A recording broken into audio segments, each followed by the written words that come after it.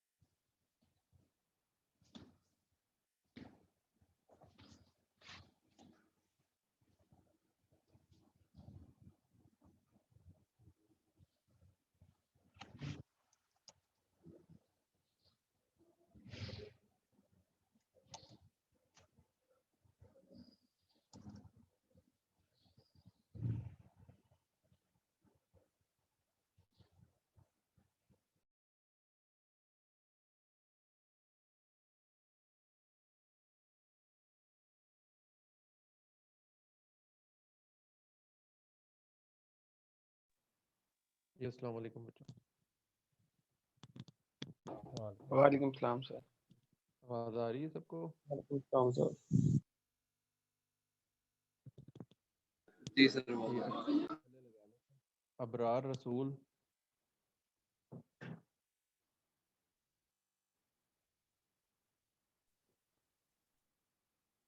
अबरार रसूल नहीं है। अहमद हसन, उसका इंटरनेट इशू है। सर काइंडली ये स्क्रीन शेयर करें ताकि पता चला किसकी अटेंडेंस हो रही है किसकी नहीं हुई। मैं बोल रहा हूँ साथ साथ। अहमद हसन,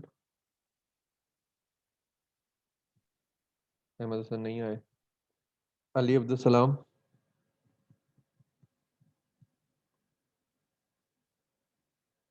अली अब्दुल सलाम साहब भी नहीं आए। 66080,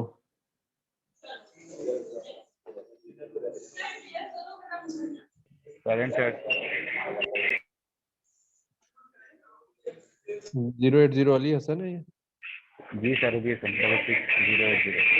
Ali Raza Haider, Ali Raza Haider 003। Present sir. Araf sahab,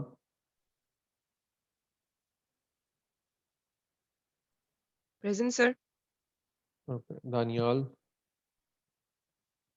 present sir. Faizan 047 absent. Farrukh Nazir, present sir. Hamza Asghar, present sir.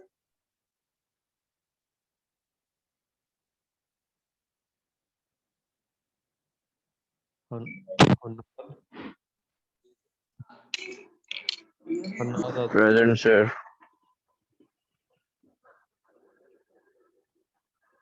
Shahryar Behzad, present sir. Muaz Munir, present sir.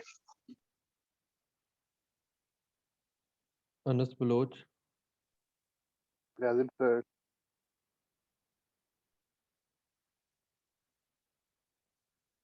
66038,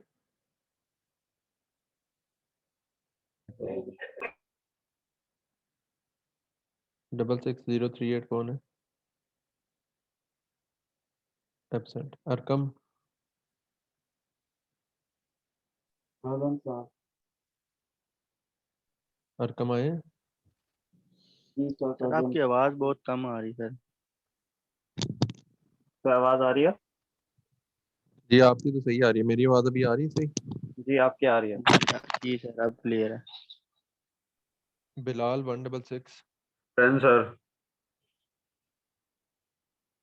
Dawood Arshad 380,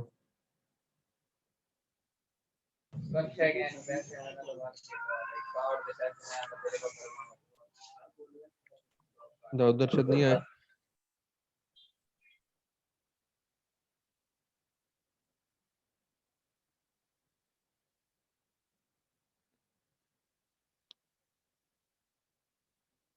zero 26 F201 6065 026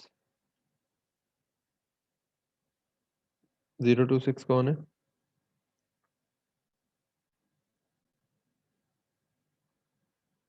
absent. Mohammad Hammad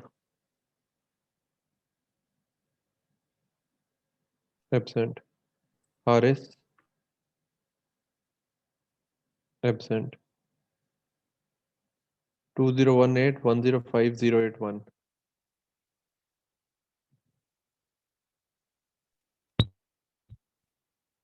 absent. मेसम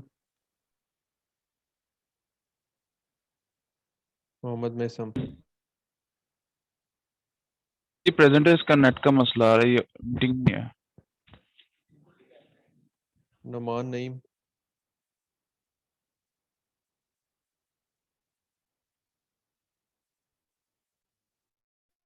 sir मैं सम प्रेजेंट हूँ, मेरा net Shahid internet Sohail. Problem है। जी जी आप ठीक हो गया, okay okay. Shahid Sohail present sir.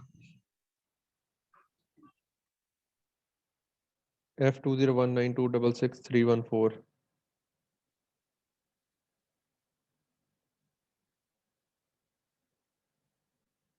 Absent. Usman Ikram present sir. Najibur Rahman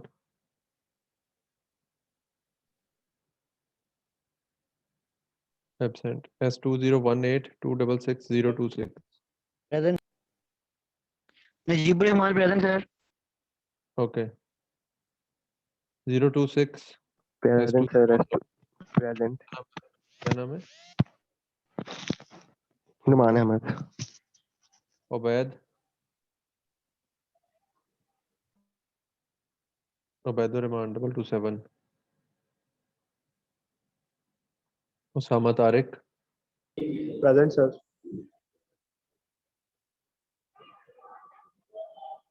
2018105032 present sir. 2018266096 present sir. 2018105044 present sir present. Shumaim present sir. 2017356031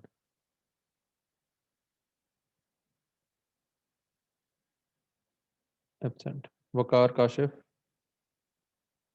present sir. Zainab Tariq Zubair Mohammad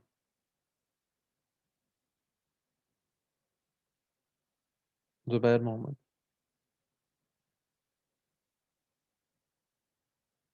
absent. Present sir. Zubair Mohammad. Okay. और कोई किसी की रह गई? सर अहमद हसन की रह गई है। Yes sir. अस्सलाम वालेकुम अहमद हसन की हो गई है, अहमद हसन ने बड़ी देर से आपकी सर। सर मेरी नहीं हुई सर। सर मोहम्मद कबीर। मोहम्मद हाँ जी। कबीर। कबीर की हो नहीं गई थी।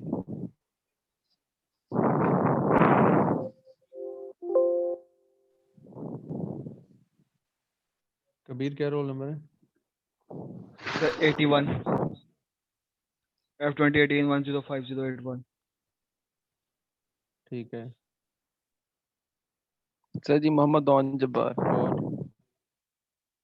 और हमारा नाम नहीं है? No sir. तुमने कब रजिस्टर किया है? सर ये मेरे ख्याल में फ्राइडे वाले दिन किया है शायद, या थर्सडे को सर। क्या रोल नंबर? एस 2018 हम्म 266 हम्म, 038। ठीक। और कोई? सर मोहम्मद दाऊद अरशद। सर अबरार रसूल कादरी।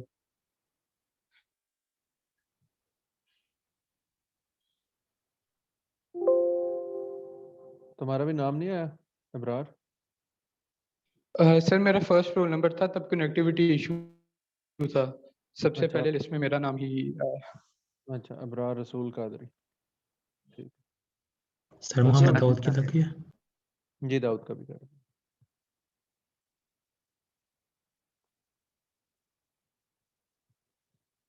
ठीक हो गया।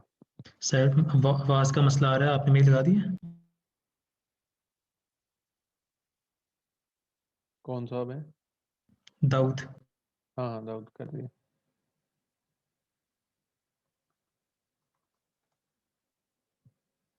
सर मेरा आ रहा है, मेरा भी फ्राइडे को रजिस्टर हुआ हूँ मैं। क्या नाम है आपका? आदिन ताहिर। क्या रोल नंबर है? 351 F2019 266 351। ठीक। चल ये मैंने नोट कर लिया। एक्चुअली आज मैं घर से पढ़ा रहा हूँ तो ऑफिस में ये एक्सेस होती है ईमेल, तो मैंने फिर ईमेल से ही आपका ढूंढ के ना वहीं से अटेंडेंस लगा दी।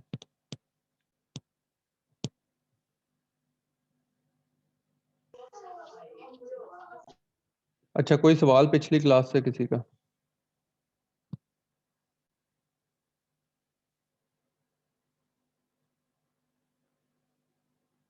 सर जो एक्टिविटी कहा था सर, उसकी सबमिशन नहीं मिली हमें।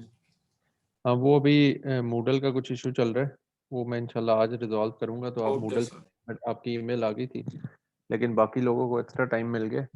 आप लोग ऐसा करें कि मेरी कोशिश होगी कि आज इंशाल्लाह मूडल का पेज अपना सेटल कर दूं और उसमें एक्टिविटी क्रिएट कर दूं तो एज असाइनमेंट। तो वो असाइनमेंट फिर आज आपने कोशिश करके सबमिट करवा देनी। सर वो ओके हमारे सर। पास LMS ओपन ही नहीं हो रहा है आजकल। हाँ वो अभी सही हो जाएगा लेकिन चलो अभी देखते हैं ना, आजकल में उसे कोशिश करते हैं कि वो ठीक हो जाए। क्यों नहीं हो रहा वैसे आप लोगों के पास? सर हमारे पास वो लिंक उसका एरर आ जाता है। चेंज हो गया। लिंक चेंज हो गया सर, वो अपडेट किया वर्जन। वो आप पुराना आपस सर वो सर्च कर रहे हैं तो आपको एरर आएगा सर। ईमेल आई होगी आपको एलएमएस की, वो चेक नहीं सर, वो करें मेल तो सारे आई थी, लोग। वो आई थी 5 मार्च की, उसके बाद से ओपन ही नहीं हुआ आज तक। चलो ये अपने तौर पे उसी इसको मेल में रिजॉल्व लिंक है। करना, आईपीसी में जाना, देखना, उसमें आपस में हो डिस्कस रहा है करना, सर, ओपन रजिस्ट्रेशन भी हो पता रही लग है। जाएगा आपको। सर जी इनरोल कर दें, इनरोल नहीं हूँ मैं। हाँ एनरोल मैं करूँगा ना, अभी मैंने पेज अपडेट करना है तो इंशाल्लाह आज कर दूंगा और असाइनमेंट भी क्रिएट कर दूंगा। तो अगली क्लास से पहले जो आज असाइनमेंट मिलेगी और ये जो मिलेगी ये दोनों आप जमा करा दीजिए। अच्छा मैं आपको ये बताता चलूँ कि हमने इस कोर्स में इंशाल्लाह पाइथन में इम्प्लीमेंटेशन करनी है। कुछ बच्चों के मुझे ईमेल्स भी आई हैं, कुछ मैसेजेस आए हैं कि इम्प्लीमेंटेशन का। मेरी आवाज़ सही आ रही है? Yes sir. Sir. Yes sir. Implementation के पॉइंट ऑफ व्यू से थोड़ा कंसर्न है लोग कुछ। एक तो ये है कि इंशाल्लाह ताला हम इसको पाइथन में सारी की सारी चीज़ को इम्प्लीमेंट करेंगे। और पाइथन जो है वो कोई बहुत ज़्यादा मुश्किल लैंग्वेज नहीं है। हैविंग सेड दैट कि आपको बुनियादी प्रोग्रामिंग आती हो तो ये एक अच्छा मौका होगा सब लोगों के लिए कि वो एक नई लैंग्वेज भी सीख लें और एक थ्योरेटिकली एक नया पूरा कोर्स भी अंडरस्टैंड कर लें। तो हम इंशाल्लाह इसको ना सिर्फ थ्योरेटिकली अंडरस्टैंड करेंगे बल्कि इन सारी चीज़ों को जो जो हम पढ़ते जा रहे हैं इनको हम इम्प्लीमेंट भी करेंगे पाइथन में। तो उसके मैं हैंड्स ऑन आपकी पूरी एक्टिविटी कराऊंगा, यानी कि हम इस तरह से करेंगे कि लैब टाइप चीज़ करेंगे। और उसमें ये होगा कि आप लोगों को अभी आप लोग ये करें for the time being, Python को इंस्टॉल कर लें। एनाकोंडा है पाइथन, एनाकोंडा लिखें अगर गूगल पे आप फॉर एग्जांपल, अगर इसी टैब में मैं गूगल में जाके एनाकोंडा और पाइथन, ये लिखता हूँ। तो ये इंडिविजुअल एडिशन है एनाकोंडा का, इसके ऊपर आप क्लिक करें। सर अगर कोई पाइथन इस्तेमाल कर रहा हो वो कर सकते हैं? सर हमने सिंपल सर पाइथन इंस्टॉल की थी पहले, जो सर ट्यूटोरियल आया। हाँ, सिंपल कर लें, लेकिन एनाकोंडा कर लेंगे तो ये ज़रा थोड़ा सा खुद ही उसे बहुत सारी चीज़ों को कॉन्फ़िगर कर लेता है, चलो अपग्रेड सही है, करता कर रहता है। लेते हैं। तो ये मैंने इसको ये डाउनलोड ट्यूटोरियल सुने देखा था, ज़रा। उसमें मैंने पाइथन करवाया था, तो वो भी सारा कुछ कर देता है। तो ये अगर आप कर लेंगे तो इसमें क्या होगा कि आपके बहुत सारे टूल्स जिनमें कि आप पाइथन की प्रोग्रामिंग कर सकते हैं वो सारे के सारे आपके हो जाएंगे। फॉर एग्जांपल नोटबुक करनी है तो वो भी इसमें अवेलेबल है, स्पाइडर भी अवेलेबल है, तो हम वक्तन फ़वक्तन मुख्तलिफ चीज़ों को इस्तेमाल कर सकते हैं। तो ये ये इसको डाउनलोड करेंगे अगर आप, ये डाउनलोडर आ जाएगा और सर इसी की मदद सर एक्सक्यूज सर पाइथन में काम कर सकते हैं हम? हाँ हाँ, जिसमें मर्जी करिए। अगर चलिए ये भी पाइथन का आईडी ही है ना यार, ये इसी तरह है जिस तरह आप जावा में अगर काम करने लगे हैं तो आप जावा में नोटपैड में काम करना चाहते हैं, नोटपैड प्लस प्लस में काम करना चाहते हैं, या एक्लिप्स में काम करना चाहते हैं, या नेटबीन्स में काम करना चाहते हैं, तो ये उस नोयत की एक चीज़ है। ठीक है, तो आप नोटपैड प्लस प्लस में करना चाहते हैं तो उसमें कर लें। तो बात यही है कि ये भी एक पूरा जो है ना, इसके अंदर वो पैकेजेस पूरे सारे के सारे अवेलेबल होते हैं। फॉर एग्जांपल इसके अंदर ये सारी की सारी जो पाइथन की लैंडस्केप है, लाइब्रेरीज और टूल्स की, वो सारी इसके अंदर हमारे पास अवेलेबल हो जाती है आसानी से। कुछ से कोई ख़ास कॉन्फ़िगरेशन नहीं करनी पड़ती, ये आसानी है इसके अंदर। ठीक है, एनाकोंडा के अंदर। ये बात समझ आई सबको? Yes sir. तो ये आपने Yes, सिंपल sir. anaconda.com पे जाके इंडिविजुअल जो इसका एडिशन है वो डाउनलोड करें, और इसका विंडोज़ का भी है, लिनक्स का भी है, और मैक का भी है। तो जो जिस नौइयत की मशीन आपके पास है उसका इंस्टॉलर आप कर लें, और कुछ छोटी मोटी हेलो वर्ल्ड टाइप चीज़ें आप करनी स्टार्ट कर दें। तो उसके बाद फिर इंशाल्लाह अभी हम थोड़ा सा ये कुछ एक दो लेक्चर्स में मज़ीद कुछ थ्योरेटिकल चीज़ें पढ़ेंगे, और उसके बाद इंशाल्लाह मैं पूरी आपको डाटा लोड करना, डाटा को प्री प्रोसेस करना, उसके डिफरेंट स्टेप्स और क्या क्या स्टेप्स होते हैं, उनकी क्या इंपॉर्टेंस है, कुछ चीज़ हम थ्योरेटिकली यहाँ पे कवर कर चुके होंगे, उन्हीं को रिवाइज भी करेंगे और उन्हीं को इम्प्लीमेंट भी करेंगे इंशाल्लाह।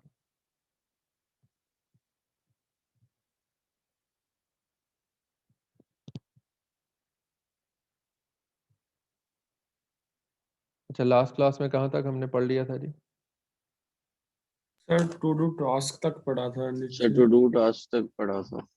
एग्जांपल, तो उसके बाद जो रियल एग्जांपल दो प्रोग्राम बात करना। यही यही हमारे पास नेक्स्ट स्टार्ट हो रहा है, लर्निंग इनपुट आउटपुट जी फंक्शन। जी सर, जी यस सर। सर। ठीक है, तो बेसिकली जो मशीन लर्निंग है इसके अंदर इंडक्टिव लर्निंग का जो कॉन्सेप्ट है वो चल रहा होता है मेनली, जिसमें कि हम करते क्या है कि एक प्रॉब्लम एट हैंड जो होता है हमारे पास, उसको उसकी एक रिप्रेजेंटेशन होती है, ख़ास रिप्रेजेंटेशन होती है। उस रिप्रेजेंटेशन को फॉर एग्जांपल आप एक्सेल की शीट में आपके पास मुख्तलिफ कॉलम्स हैं। जिस तरह आप कह सकते हैं कि एक स्टूडेंट है, उसके मिड के मार्क्स क्या चल रहे हैं, क्विज़ के क्या मार्क्स चल रहे हैं, उसका जेंडर क्या है, उसका प्रीवियस सीजीपीए क्या है, वो किस सिटी से बिलोंग करता है, ठीक है, मैट्रिक में कितने मार्क्स थे, एफएससी में कितने मार्क्स थे। तो इस सारी चीज़ के बुनियाद पे मिला के अगर हम प्रिडिक्ट करना चाहें कि वो किस कोर्स में क्या ग्रेड लेगा, तो ये एक्सेल की शीट में मुख्तलिफ कॉलम्स के अंदर हर इंडिविजुअल स्टूडेंट्स की जो इंफॉर्मेशन को प्रेजेंट करना, वो डाटा की रिप्रेजेंटेशन कहलाएगी। उस रिप्रेजेंटेशन के ऊपर फिर फर्दर हमने कुछ ना कुछ काम करना है कि हमने कुछ लोगों के ग्रेड्स ऑलरेडी प्रिडिक्ट हुए होंगे और उनकी बेसिस पे हमने अपने सिस्टम को ट्रेन करना है। मशीन क्या करती है कि वो उस डाटा को अंडरस्टैंड करके उसे लर्न करने की कोशिश करती है। तो ये जो लर्निंग है जिसमें कि आप जैसे जैसे आप डाटा को देखते हैं उसके मुताबिक उसको लर्न करने की कोशिश करते हैं, और नया डाटा आता है उसको और ज़्यादा लर्न करने की कोशिश करते हैं। जो आपने एक्टिविटी परफॉर्म की है वो गलत है, तो आपको पता लगता है कि मैं यहाँ पे गलत हूँ, तो फिर उसके करेक्टिव मेजर्स करना, ये सारा कुछ जो है वो इंडक्टिव लर्निंग के प्रोसेस में आता है। So the goal of the learner is to learn the target function. ये टारगेट फंक्शन एक ऐसी चीज़ है जो कि इवेंचुअली ये सॉल्व कैसे करना है प्रॉब्लम, यानी कि हमने ये मशीन लर्निंग में ज़्यादातर क्या होता है कि मैथमेटिकल फॉर्मुलेशन की जाती है प्रॉब्लम की, कि ये सारे के सारे इनपुट वेरिएबल्स जो हैं इनको अगर हम इनपुट बना लें फंक्शन की, तो उस फंक्शन की आउटपुट कैसे निकाली जाए, जो ट्रेनिंग डाटा है उसकी मदद से, हमारे पास जो भी अवेलेबल डाटा है उसकी मदद से वो आउटपुट कैसे निकाली जाए कि हम ज़्यादा से ज़्यादा करेक्ट आउटपुट्स निकाल सकें। तो इनपुट टू द लर्नर क्या चीज़ होती है? Set of training examples. जिस तरह के मैंने बताया कि आपके पास अगर फॉर इंस्टेंस 100 स्टूडेंट्स का डाटा है जिसमें जो एट्रीब्यूट्स अभी मैंने बोले वो सारे मौजूद हैं और उनके से कोर्स यही मशीन लर्निंग का कोर्स है और इसमें ग्रेड प्रिडिक्ट करना है, तो ग्रेड प्रिडिक्टर जो ग्रेड्स उनके आए हुए हैं वो ग्रेड्स हमारे पास मौजूद हैं। तो हम क्या करते हैं कि 100 में से 70 से 80 के लगभग स्टूडेंट्स जो हैं वो मशीन को उनका डाटा दे देते हैं, सिस्टम को उनका डाटा दे देते हैं।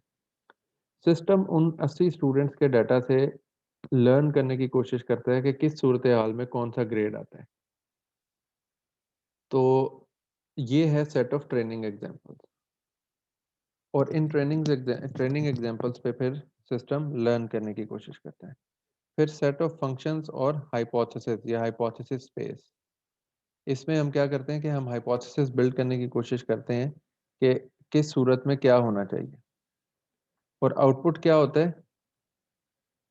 Hypothesis from H which is an approximation of the target function. तो हमारे पास कई सारे पॉसिबिलिटीज हम निकालते हैं, उन पॉसिबिलिटीज में से जो बेस्ट हाइपोथेसिस होता है उस हाइपोथेसिस को हम आउटपुट के तौर पे इस सिस्टम के निकालते हैं, और वो फिर हम इस्तेमाल कर रहे होते हैं जिसकी मदद से हम हमारा जो मशीन लर्निंग एल्गोरिथम है वो काम कर रहा होता है। यानी कि इसका मतलब ये है कि जो कोरिलेशन उसने फाइंड किया है वो कोरिलेशन जो है वो हमारा उसमें से जो बेस्ट पॉसिबल कोरिलेशन है वो हम आउटपुट ऑफ लर्नर कहेंगे।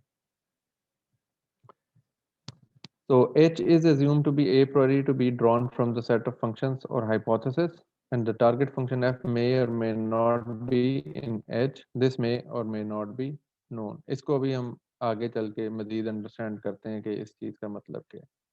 यहाँ पे जो इन स्लाइड्स के अंदर हमारी एग्जांपल्स हैं और हाइपोथेसिस हैं, उसके अंदर जो एग्जांपल के इंस्टेंसेस हैं, जो ट्रेनिंग सेट है उसको D1, D2, D3, D4 और Dn से रिप्रेजेंट किया हुआ है आगे चल के सारा जहाँ जहाँ पे भी आ रहा है। यानी कि ये वो हमारे डाटा है।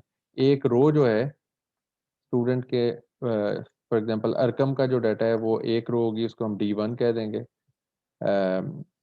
से दाऊद का जो डाटा है वो D2 है, आयरा का डाटा D3 है, फ़ारूक का डाटा D4 है, and so on so fourth.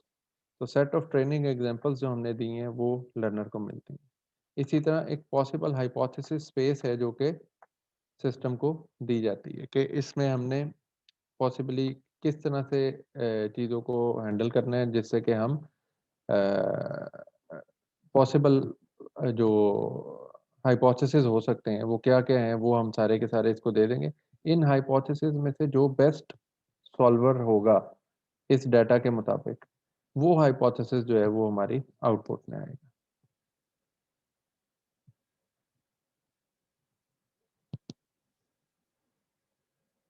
So inductive learning के अंदर जैसे हमने लास्ट लेक्चर में भी बात की थी कि हमेशा इसमें स्कोप ऑफ एरर रहेगा, क्योंकि 100% एक्यूरेटली आइडेंटिफाई करना जो है वो पॉसिबल नहीं होता गिवन इनपुट डाटा के मतलब, क्योंकि ये जो चीज़ है इसमें कोई टिपिकल मल्टीप्लिकेशन नहीं हो रही कि आपका दो वेरिएबल्स जा रहे हैं, दो इंटीजर्स आ रहे हैं और उनको आपने मल्टीप्लाई करना है और आंसर जो है वो निकल आएगा, उसमें तो एरर नहीं आएगा। लेकिन ये जो इंडक्टिव लर्निंग है जिसके अंदर हमारे पास सेट ऑफ एट्रीब्यूट्स हैं और उन एट्रीब्यूट्स की मदद से हमने किसी चीज़ को प्रिडिक्ट करना है, तो उनमें से कौन सा एट्रीब्यूट कितना इन्फ्लुएंशियल है और किस कदर वो उसका इम्पैक्ट आ रहा है उसकी वैल्यूज़ का रिजल्ट के ऊपर, ये कुछ सिस्टम लर्न कर रहा होता है। तो वो एट्रीब्यूट्स हो सकते हैं 8 हों या 10 हों, उन 10 में डिफरेंट वैल्यूज होंगी, उन सारी वैल्यूज़ को वो एक कलेक्टिवली उनको उसने अंडरस्टैंड करना है और उस कलेक्शन को अंडरस्टैंड करते हुए उसने एक जो फाइनल आउटपुट है कि ग्रेड आ रहा है बी माइनस, तो उसने पूरी लाइन को बी माइनस के ऊपर मैप करने की कोशिश करनी। तो उसके अंदर कई सारी डिफरेंट वैल्यूज हों, तो इसके अंदर एग्जैक्ट हर दफ़ा करेक्ट आंसर निकालना वो उतना सिंपल नहीं है जितना कि एक सिंपल डिटर्मिनिस्टिक चीज़ है जिसमें कि आपने कोई टिपिकल मल्टीप्लिकेशन या डिवीजन या कोई भी हार्डकोर मैथमेटिकल एक्टिविटी करनी। तो ये उससे बहुत ज़्यादा डिफरेंट है।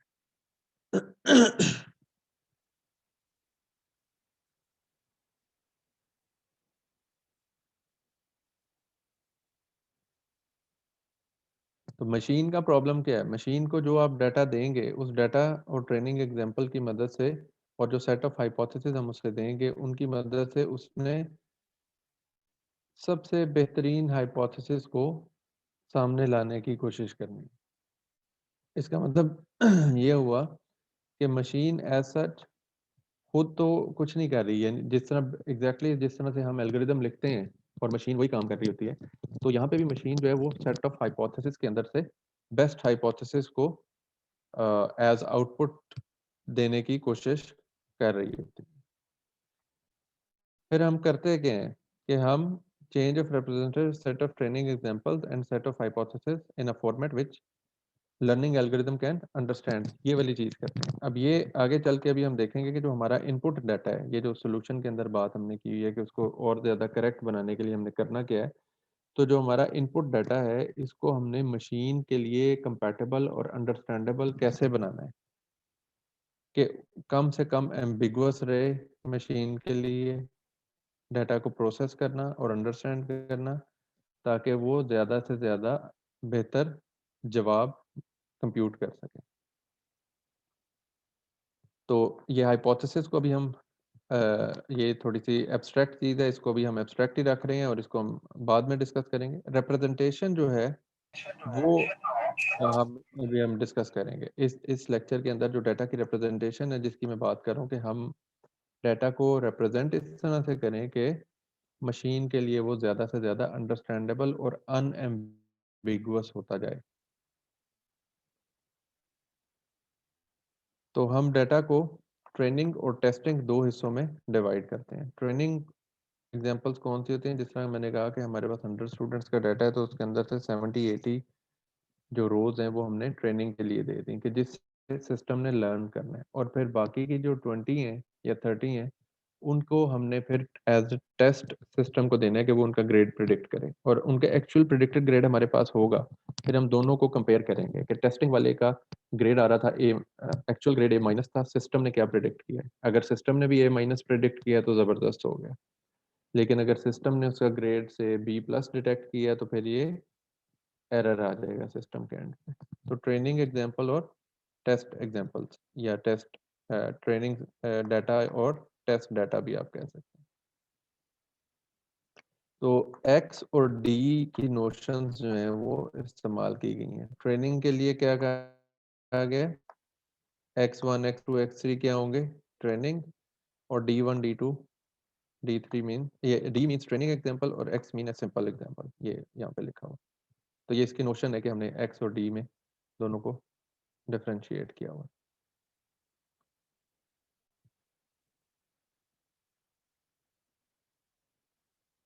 हम ऐसा करते हैं, we jump to something more interesting. अच्छा, रिप्रेजेंटेशन जो है उसके कुछ अच्छी रिप्रेजेंटेशन के कुछ एट्रीब्यूट्स होने चाहिए।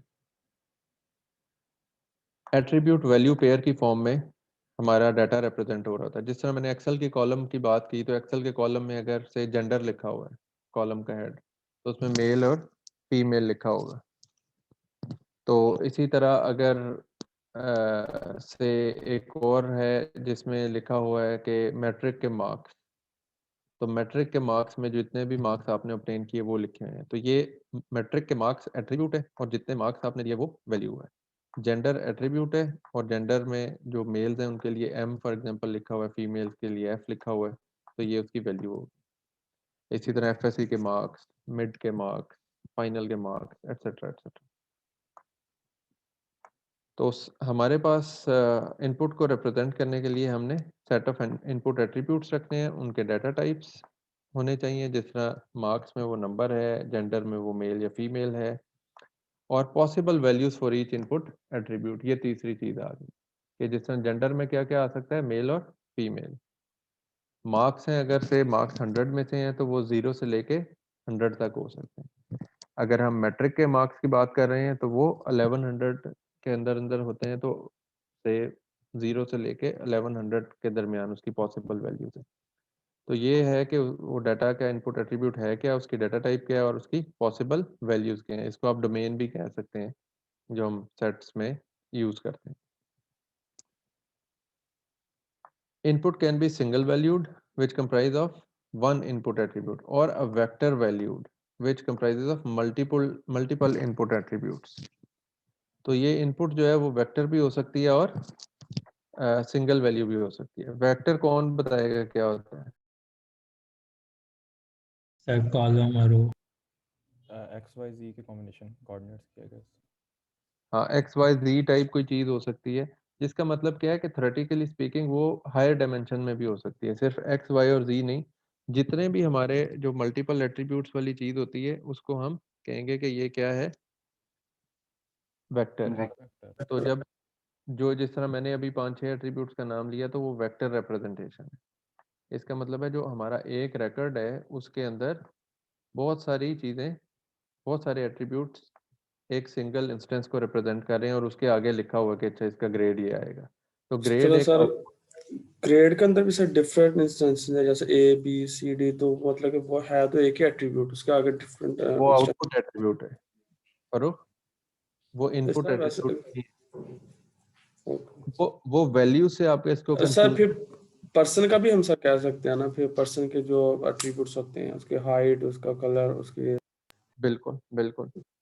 तो पर्सन हम ये कह देते हैं कि ये पर्सन की हम इंफॉर्मेशन दे रहे हैं, आपने ये फिगर आउट करना है कि ये पर्सन एशिया का है, यूरोप का है, ऑस्ट्रेलिया का है, अफ्रीका का है, नॉर्थ अमेरिकन है, साउथ अमेरिकन है। ये अगर हमने डिटरमिन करना है तो हम कह रहे हैं कि अच्छा उसके स्किन कलर क्या है, उसकी हाइट क्या है, उसके बालों का स्टाइल क्या है, और उसके फॉर एग्जांपल कोई वेट उसका कितना है। इस तरह से करके हम उसकी एज दे रहे हैं, तो इस एज में इतना वेट हो और इतनी हाइट हो और वगैरह वगैरह करके हम फिगर आउट करने की कोशिश कर रहे हैं कि ये पर्सन किस कॉन्टिनेंट से बिलोंग करता है। ये हमारा प्रॉब्लम है। तो अभी हम इस वक्त बात किस चीज की कर रहे हैं, इनपुट एट्रीब्यूट्स की। इसके इनपुट एट्रीब्यूट्स क्या क्या हैं जो अभी मैंने बोले, क्या क्या है वो? हेयर स्टाइल है, हेयर स्टाइल हो गया, हाइट हो गई, एज हो गई, कलर हो गया सर, कलर, और स्किन उसकी कलर, लोकेशन। ये सारी चीजें इनपुट हो गई। और आउटपुट एट्रीब्यूट क्या है? सर उसको आइडेंटिफाई करना सर है, उसकी प्रोडिक्शन, फिर वो कौन सा आइडेंटिफाई की कंट्री हाइट से, कितनी है, कौन से वेट एरिया कितना से। है, कौन सी कंट्री है, कलर क्या है। No no no no no, output sir output sir ये है कि वो कहाँ से बिलोंग कर रहा है सर। बिल्कुल, आउटपुट एक एट्रीब्यूट है कि वो किस कॉन्टिनेंट से बिलोंग कर रहे हैं। तो इनपुट एट्रीब्यूट और आउटपुट एट्रीब्यूट में फर्क समझ आ रहा है? यस जी सर। इस वक्त हम इनपुट एट्रीब्यूट की बात कर रहे हैं। इनपुट एट्रीब्यूट अगर सिंगल ही है, फॉर एग्जांपल मैं मार्क्स एंटर करता हूँ, मैं कहता हूँ टोटल मार्क्स जो हैं वो आए हैं जी 84, तो क्या ग्रेड आएगा? तो एक ही इनपुट एट्रीब्यूट और एक ही output attribute. Yes input attribute marks है, सिर्फ टोटल मार्क्स, और आउटपुट एट्रीब्यूट ग्रेड है बस। लेकिन इन जो पहला प्रॉब्लम मैंने बताया कि एक बंदे का हाइट, वेट, स्किन कलर, बालों का स्टाइल वगैरह, जेंडर, काफ़ी सारी चीज़ें बता दी, और उसकी मदद से ये फिगर आउट करना कि ये बंदा किस कॉन्टिनेंट से बिलोंग करता है। तो कॉन्टिनेंट से बिलोंग करना आउटपुट एट्रीब्यूट है, और बाकी की सारी चीज़ें क्या हैं, इनपुट एट्रीब्यूट। तो उन जो मल्टीपल एट्रीब्यूट से कंप्राइज करती हुई इनपुट होती है उसे क्या कहते हैं, वेक्टर वैल्यू। बात बातें हो गई? Yes yes sir. तो ये सारी हम इनपुट की बात, और inputs are mostly vector value. Yes एक चीज से इनपुट दे के और आउटपुट निकालना जो है वो अमूमन वो जादूगर बंदे ही कर सकते हैं, है ना। मशीन को यस समझने के लिए चीज को ये काफ़ी सारे एट्रीब्यूट्स चाहिए हों और फिर वो अच्छा डिसीजन ले सकती है। अच्छा, इनपुट आगे जो एट्रीब्यूट्स की टाइप्स हैं वो आप लोगों ने कुछ बच्चों ने डाटा माइनिंग वगैरह में ये पढ़ी होंगी। कैटेगोरिकल और ऑर्डिनल क्या फ़र्क होता है? ऑर्डिनल जिसमें एक ऑर्डर होता है डाटा का। Very good. ऑर्डर जिस तरह हम कहते हैं ना Categorical. फर्स्ट सेकंड थर्ड, तो ये ऑर्डिनल वैल्यूज कहलाती हैं जिसमें कोई ऑर्डर हो या कोई वैल्यूज वैसे भी छोटी वैल्यू या बड़ी वैल्यू हो तो उसको भी हम कह सकते हैं कि ये ऑर्डिनल वैल्यूज हैं। फॉर एग्जांपल ये जिस तरह 10, 25 और 10,000 लिखा हुआ है तो 10 छोटी वैल्यू है, 25 उससे बड़ी है और ये 10,000 उससे बड़ी है, तो ये न्यूमेरिक वैल्यू है। सर स्मॉल मीडियम और लार्ज। हाँ, स्मॉल मीडियम लार्ज भी इसी तरह की चीज़ है। और कैटेगोरिकल क्या होती है? जिस तरह फीमेल और मेल, यस और नो, कलर्स हो गए जिस तरह रेड, ग्रीन, ब्लू, ये कैटेगोरिकल वैल्यूज कहलाती हैं जिसमें आप कैटेगराइज कर रहे हैं चीज़ों को, उसमें कोई ऑर्डर एज सच मैटर नहीं कर रहा। सर नॉमिनल नहीं हो जाएगा फिर वो? यानी कि नॉमिनल भी उन्हें कह सकते हैं और कैटेगोरिकल मीन्स के वो कैटेगराइज कर रहे हैं ना किसी चीज़ को, ओके सर। कि मेल अलग हो जाए और फीमेल अलग हो जाए, तो ये कैटेगराइजेशन है ना? Yes sir. अच्छा, दूसरा ये है कि इसके अंदर डिस्क्रीट इंस्टेंसेस भी हो सकते हैं और कॉन्टिन्यूस भी। अगर वो ये है से डेसिमल पॉइंट्स में जो वैल्यूज होती हैं जिस तरह हमारे रियल नंबर्स और जो होल नंबर्स होते हैं, तो होल नंबर सारे डिस्क्रीट में आ जाते हैं और कॉन्टिन्यूस में हमारे पास डेसिमल वाले ऑल पॉसिबिलिटीज इन डेसिमल जो है वो इसमें आ जाते हैं। आउटपुट एट्रीब्यूट्स जो हैं, आउटपुट एट्रीब्यूट की अब हम बात कर रहे हैं तो ये भी अगेन एट्रीब्यूट वैल्यू पेयर होता है। हम एट्रीब्यूट का कोई ना कोई नाम रखते हैं, जिस तरह अभी हम प्रॉब्लम में जो बात कर रहे थे उसमें हम एक प्रॉब्लम में हमारी आउटपुट थी ग्रेड और एक में उस एट्रीब्यूट का नाम क्या था? लोकेशन या कॉन्टिनेंट, या किस कॉन्टिनेंट, ठीक है ना? एट्रीब्यूट का नाम आ गया और वैल्यूज में वो फिर आ जाएगा, ग्रेड्स में ABCD आ जाएंगे और कॉन्टिनेंट वाले केस में एशिया, यूरोप वगैरह आ जाएंगे। So to represent the output, we need to decide the set of output attributes, data types for each attribute and possible values for each attribute. तो generally क्या होता है कि हमारे पास output जो है वो वेक्टर भी हो सकता है और एक सिंगल वैल्यू भी हो सकती है। तो output can be single valued, जो कि अभी हमने एग्जांपल ली उसमें क्या थी? सिंगल वैल्यूड ही है ना, कि ग्रेड एक ही आएगा, कोई एक ग्रेड बताएगा वो। Yes. इसी तरह कॉन्टिनेंट कोई एक वो बता देगा कि ये कॉन्टिनेंट। और वेक्टर वैल्यूड में क्या हो सकता है? मल्टीपल आउटपुट एट्रीब्यूट्स आ सकते हैं। जिस तरह के फॉर एग्जांपल जिस तरह हम टेक्स्ट प्रोसेसिंग करते हैं ना, तो टेक्स्ट के अंदर हम ये कह सकते हैं कि यार ये मैंने इनपुट टेक्स्ट दिया है, इसकी ट्रांसलेशन करके दो। तो फॉर एग्जांपल आपने इंग्लिश में टेक्स्ट दिया और आप उर्दू में उसकी ट्रांसलेशन करना चाहते हैं, तो वो ट्रांसलेशन में मल्टीपल वर्ड्स आएंगे। वो जो चीज़ है वो फिर वेक्टर वैल्यूड के कॉन्टेक्स्ट में आएगी। इसी सर तरह आप अक्सर वर्ड में भी ऐसे होता है सर, पहले 3 या 4 वर्ड्स लिखे तो काफी सारे वर्ड्स की प्रेडिक्शंस आ जाती हैं। नहीं, वो जो काफी सारे वर्ड्स की प्रिडिक्शन आती है वो सिंगल वैल्यूड ही कंसिडर होगी, उनमें से कोई एक आउटपुट होगी हमारी। Yes sir. Try to understand the difference. उनमें से वो 3 पॉसिबल करेक्ट आउटपुट्स हमारा मोबाइल प्रिडिक्ट कर रहा होता है। क्या कर रहा होता है? 3 first 3 possible highly likely outputs को वो लेके आ रहा है, लेकिन each one of them is exclusive, कोई एक उनमें से सही होगी, ठीक है? तो वो सिंगल वैल्यूड में कंसिडर होगी। अब आप जो मैं एग्जांपल दे रहा हूँ उसको समझो। जब आप टेक्स्ट की ट्रांसलेशन कर रहे हो तो ट्रांसलेशन के अंदर वो पूरा सेंटेंस है तो उसकी आउटपुट भी पूरा एक वर्ड नहीं बल्कि पूरा सेंटेंस होगा सर। Yes sir. ठीक है? Yes sir. एक वर्ड ये बेटा एनोटेशन ना करें, कलेक्शन ऑफ वर्ड्स हो गए सर उसके अंदर। आपका नाम भी लिखा हुआ आ रहा है बेटा, एनोटेशन ना करें। और ये बात वाज़ेह हो गई? वो गलती से हो गया था, जानबूझ के नहीं किया सर। वेक्टर वैल्यूड की बेटा समझ आ गई सबको? जी सर। सिंगल वैल्यू में एक ही, जिस तरह हमने कॉन्टिनेंट की प्रेडिक्शन करनी है तो वो अगर 2 कॉन्टिनेंट्स दे देता है तो इसका मतलब ये नहीं कि वेक्टर हो गया, वो हाईली प्रोबेबल 2 कॉन्टिनेंट्स दे रहा है, कोई एक ही फाइनल आउटपुट में आएगा। इससे वेक्टर वैल्यूड में क्या होता है, जैसे आप टेक्स्ट की ट्रांसलेशन कर रहे हैं या टेक्स्ट की समराइजेशन कर रहे हैं, तो उस केस में एक सिंगल वर्ड कोई आउटपुट नहीं आ रहा, बल्कि मल्टीपल हमारे पास। इसी तरह आप मल्टीपल आउटपुट। जी सर। सर इसमें ये भी हम कह सकते हैं कि जो मुस्लिम्स हैं किन किन एरियाज में रह रहे हैं, तो फिर डिफरेंट एरियाज का हमें आउटपुट दे सकते हैं। वो अब सवाल ये है ना कि आपकी आउटपुट में आ क्या रहा है, एरिया आ रहा है ना, तो एक ही आएगा, सर वैल्यूड आएगा। सर मुस्लिम सर डिफरेंट एरियाज में रहते हैं ना, जिस तरह हम अगर लोकेशन वाइज कहें तो कंट्रीज वाइज कहें तो फिर भी हम कह सकते हैं मुस्लिम जैसे पाकिस्तान में भी रहते हैं, सऊदी में भी रहते हैं, जिस तरह सारी वैल्यूज आएंगे सर।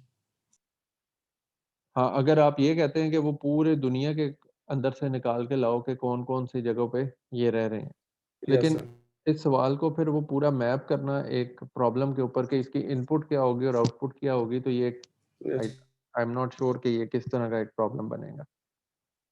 ठीक है,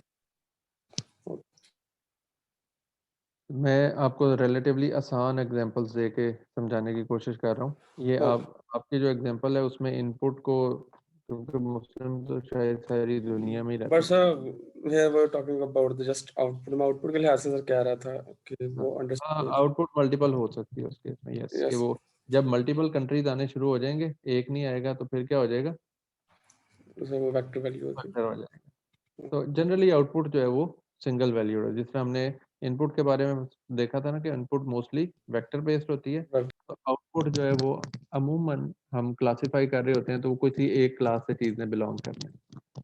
जैसे ग्रेड है तो किसी एक ग्रेड, कोई नेक्स्ट वर्ड है तो कोई एक वर्ड आएगा, कोई जैसे हमने लोकेशन की बात की कि ये अगर इनपुट है तो ये बंदा किस कंट्री या किस कॉन्टिनेंट से बिलोंग करता है, तो कोई एक आएगा। So representation of output can again be more or less the same, कि वो categorical या ordinal हो सकती है, और वो यही दोबारा चीज़ें वही वाली आ गई कि वो अंग्रेजी में भी लिखी हो सकती है कैटेगोरिकल फॉर्म में, या अगर न्यूमेरिक फॉर्म में भी है तो वो कोई वैल्यू। फॉर एग्जांपल अगर हम ये प्रिडिक्ट करने की कोशिश कर रहे हैं कि मेरी सेल्स जो हैं वो लास्ट ईयर इतनी थी और अभी इतनी हो गई हैं, और उससे पिछले साल इतनी थी और उससे पिछले साल इतनी थी, तो अब नेक्स्ट ईयर मेरी सेल्स कितनी होंगी, तो मैंने ये प्रिडिक्ट करना है। तो वो एक कॉन्टीन्यूस वैल्यू पॉसिबली हो सकती है, या डिस्क्रीट वैल्यू भी आप कह सकते हैं, उससे डिपेंड करता है सिस्टम कैलकुलेशन कैसे कर रहा है।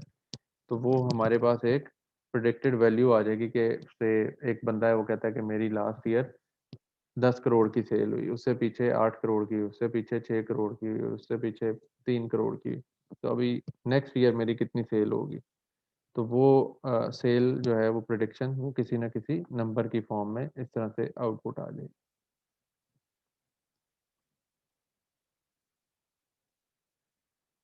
अच्छा, अब ये हम एक प्रॉब्लम है जेंडर आइडेंटिफिकेशन का। इसकी इनपुट हम देखते हैं कि क्या है। इनपुट एक ह्यूमन है और आउटपुट उसकी जेंडर ऑफ ह्यूमन है। इसको अब हम देखते हैं कि क्या तरीका है। तो ह्यूमन के हवाले से अब हम एट्रीब्यूट वैल्यू पेयर्स उसके निकाल रहे हैं। तो इनपुट एट्रीब्यूट्स हमने हाइट, वेट और बियर्ड, दाढ़ी जो है, ये 3 चीज़ें इनपुट एट्रीब्यूट के नेम्स आ गए। ठीक है, नेम और वैल्यू की फॉर्म में होता है ना। हाइट कैटेगोरिकल है, वेट कैटेगोरिकल है और बियर्ड भी कैटेगोरिकल फॉर्म में हम उसकी रिप्रेजेंटेशन करने जा रहे हैं। हाइट में हमारे पास शॉर्ट, मीडियम और टॉल है। तो अब यहाँ पे आप देख रहे हैं कि हाइट की हम न्यूमेरिकल वैल्यू भी रख सकते थे और कैटेगोरिकल भी रख सकते थे। यहाँ पे हमने क्या रखी है, कैटेगोरिकल से। अगर हम हाइट में वैसे रख लेते कि इसकी हाइट 6 फीट 1 इंचेस है, इसकी हाइट जो है वो 4 फीट 8 इंचेस है, और इस तरह सो ऑन सो फोर्थ, तो वो फिर कैटेगोरिकल वैल्यू ना होती बल्कि ऑर्डिनल। ठीक हो गया जी सर। इसी तरह वेट के हवाले से भी यही है, स्मॉल, मीडियम और हैवी हमने रखा है, और बियर्ड जो है वो येस और नो में रखा हुआ है। सही हो गया। So try to identify the most discriminating input attribute for machine learning problem. इसके अंदर से मोस्ट डिस्क्रिमिनेटिंग कौन सा होगा, gender identifier, beard sir, beard है ना। जी सर। तो इसी तरह मशीन भी जो है उसमें आगे चल के हम पढ़ेंगे डिसीजन ट्री एक एल्गोरिथम है, वो इसी नोयत के काम ही करता है कि वो डाटा के अंदर से ये फिगर आउट करता है कि मोस्ट डिस्क्रिमिनेटिंग एट्रीब्यूट कौन सा है, सबसे पहले उसको वो अप्रोच करने की कोशिश करता है डिफरेंट प्री प्रोसेसिंग करके डाटा की। अच्छा जी, अब हमारे पास जो पॉसिबल वैल्यूज़ हो गई वो इस तरह से ये पूरे का पूरा हमारा एक सेटअप बन गया कि जिसमें एक इंडिविजुअल के लिए हमने इन 3 हेड्स में डाटा लेना है और वो इनमें से कोई ना कोई एक वैल्यू उसके कॉरेस्पॉन्डिंग होगी। आउटपुट की क्या रिप्रेजेंटेशन है, उसका एट्रीब्यूट का नाम क्या है, जेंडर, ठीक है, और उसकी वैल्यूज जो पॉसिबल वैल्यूज है वो क्या है, मेल और फीमेल। Male female. ठीक हो गया। तो ये आउटपुट एट्रीब्यूट है, कैटेगोरिकल है और मेल और फीमेल उसकी पॉसिबल वैल्यूज हैं। अब ये जो हमने कहा था कि हमारे जो इंस्टेंसेस हैं वो x1 2 3, ये जो हमारा जो डाटा है उसको हमने कहा था कि हम इस तरह से रिप्रेजेंट करेंगे एक्सेस से। तो x1 x2 और x3 ये 3 डाटा एलिमेंट्स हैं। हाइट शॉर्ट है, वेट मीडियम है, बियर्ड नो है और वो फीमेल है। हाइट टॉल है, वेट हैवी है, बियर्ड यस है और वो मेल है। हाइट मीडियम है, वेट मीडियम है, बियर्ड नहीं है और वो फीमेल है। तो इस तरीके से हमारे पास xn वैल्यूज हो सकती हैं, मल्टीपल रोज हो सकती हैं जिसमें कि हमने डाटा को रिप्रेजेंट करना है। अब आप देखें तो 3 इनपुट एट्रीब्यूट्स हैं और एक आउटपुट एट्रीब्यूट, ये हमें सारे का सारा नजर आ रहा है। So instance is a vector of attribute values. तो ये हमारे पास जो एक बंदे का जो ये सारी वैल्यूज हैं ये एक पूरा वेक्टर है।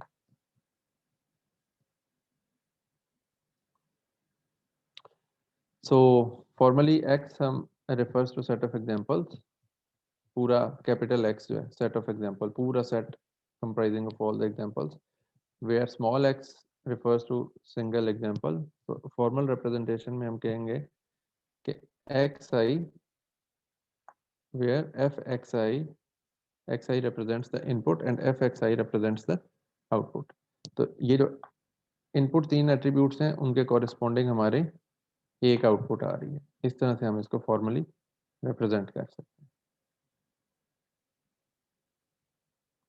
तो ये उसी की नोशन जो है डिटेल्ड इसी एग्जांपल के अंदर से कि x1 जो है वो शॉर्ट मीडियम और नो है और उसका f ऑफ x1 अगर हम कहेंगे तो वो फीमेल है। हमने ये f ऑफ x डिटरमिन करना है एक्चुअली। और x2 जो है वो टॉल हैवी और यस है। एट्रीब्यूट्स का हमें पता है कि पहले नंबर पे कौन सा है, दूसरा कौन सा है और तीसरा कौन सा है। और f of x2 is male and so on. तो इस तरह से हमारी ये रिप्रेजेंटेशन हो रही है। तो यही चीज़ अभी हमने इस तरीके से फाइंड आउट करनी है कि हम ये बेहतरीन हाइपोथेसिस कैसे डिटरमिन कर सकते हैं जो कि इस फंक्शन को सबसे ज़्यादा करेक्ट आउटपुट की तरफ ले जाए। That is what we want to do.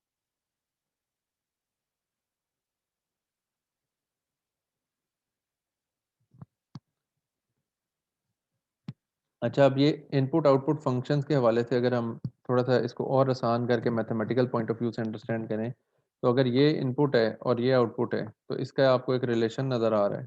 क्या नज़र आ रहा है? सर x का स्क्वायर। स्क्वायर लिया हुआ है। तो ये f ऑफ x यहाँ पे हम कहेंगे कि x अगर इनपुट है तो f ऑफ x क्या है? x सर उसका स्क्वायर, स्क्वायर x स्क्वायर। है ना। सिंगल जी एट्रीब्यूट सर। इनपुट है, इसमें अगर आप देखें सिंगल एट्रीब्यूट इनपुट है और सिंगल एट्रीब्यूट ही आउटपुट। आउटपुट है। सर ये परफेक्ट वैल्यू इसमें हमारे एरर्स 0 होगा सर इसमें फिर। हाँ, यानी कि इस केस में ये it's too simple to learn. लेकिन जब आप इस पे आएंगे इनपुट वेक्टर वैल्यूड है, ठीक है, और आउटपुट ये आ रही है तो 1 2 3 2 4 4 3 4 5 4 5 6 और इनके कॉरेस्पॉन्डिंग 1 5 11 और ये सारा कुछ आ रहा है। तो क्या ये उतना सादा है? नो सर, ये कॉम्प्लिकेटेड हो जाएगा, है ना। तो इसका जो है वो एक और, अब हमारे पास एग्जांपल आ गई 1 2 3 और उसके कॉरेस्पॉन्डिंग 1 2 3 4 और उसके कॉरेस्पॉन्डिंग 5। तो ये एक फंक्शन है a into C minus, accurate result देगा। वो इसको डिटरमिन कर रहा है। तो ये कॉन्सेप्ट को मशीन ने somehow in A B C के को रिलेट करके इस आउटपुट के ऊपर समहाउ मैप करने की कोशिश करनी है। ये काम जो है वो मशीन लर्निंग फिर सादे सादे में तो बड़े आसानी से वो फिगर आउट कर लास्ट आउटपुट गलत दी हुई है ऊपर। हाँ सर ये टेबल में 19 है ना, 119 तो नहीं होगा। हाँ ठीक है, ये नोट कर लें फरूख, ये आप नोट कर लें, ओके ओके सर। ये हम करेक्शन उन्हें सजेस्ट कर दें। अच्छा, input is vector valued and output is a single attribute. तो ये अब जो हम अभी थोड़ी देर पहले बात कर रहे थे कि हाइट्स जो है वो पहले कैटेगोरिकल फॉर्म में थी, अभी न्यूमेरिक और काइंड ऑफ ऑर्डिनल फॉर्म में आ गई। यही केस हाइट के साथ होगी। हेयर लेंथ आ गई हमारे पास, बियर्ड आ गई, यस और नो, और स्कार्फ है या नहीं है। अब ये पूरी चीज़ क्या बन गई, ये सिंगल वैल्यूड कहलाएगी या vector valued? Vector value. Vector sir. तो ये हर एक पर्सन के कॉरेस्पॉन्डिंग D1 के कॉरेस्पॉन्डिंग ये पूरा वेक्टर है, और इस वेक्टर के कॉरेस्पॉन्डिंग ये आउटपुट है। तो ये पूरा मिला के भी हम कह सकते हैं कि ये पूरा एक वेक्टर है। इस वेक्टर में ये इनपुट एट्रीब्यूट्स हैं और ये आखिरी वाला जो क्या है आउटपुट एट्रीब्यूट है। तो इनपुट वेक्टर है और आउटपुट भी वेक्टर है। Output single. सर इसको टुपल भी कहते हैं ना? आउटपुट जो है वो सिंगल वैल्यूड है। सर सिंगल वैल्यूड है। रिकॉर्ड भी कह सकते हैं, एक डाटा का इंस्टेंस भी कह सकते हैं, वेक्टर भी कह सकते हैं। आउटपुट जो है वो सिंगल वैल्यूड है। ठीक हो गया जी। सर जो ऊपर वाला आपने टेबल भी दिखाया है तो अगर हम इसमें इसमें देखें, अरे एग्जांपल नंबर 1 क्या थी, x के कॉरेस्पॉन्डिंग x स्क्वायर था, इंतहाई सादी। जो ए बी सी एट्रीब्यूट्स थे और उनके ऊपर फार्मूला लगा के हमने फिगर आउट करना था कि a into C minus B type formula लगा था, वो रिलेटिवली थोड़ी कॉम्प्लेक्स थी। और जो तीसरी एग्जांपल हमने ये जेंडर वाली आइडेंटिफाई करने वाली की, ये जो अभी हमने लास्ट डिस्कस की, ये उससे भी ज़्यादा कॉम्प्लेक्स है। तो हमारे पास किसी भी कॉम्प्लेक्सिटी के प्रॉब्लम्स आ सकते हैं। तो मेन थीम क्या है कि हमने जिस भी कॉम्प्लेक्सिटी का प्रॉब्लम हो उसको इनपुट को प्रोसेस करके और उससे आउटपुट में ट्रांसफॉर्म करना है। अब ये आपके टू डू टास्क आ गए हैं। तो ये मशीन लर्निंग प्रॉब्लम है जेंडर आइडेंटिफिकेशन का। Consider the following set of training example D and answer the questions below. Task 1, ये सारे के सारे वो डाटा एलिमेंट्स, डाटा आ गया।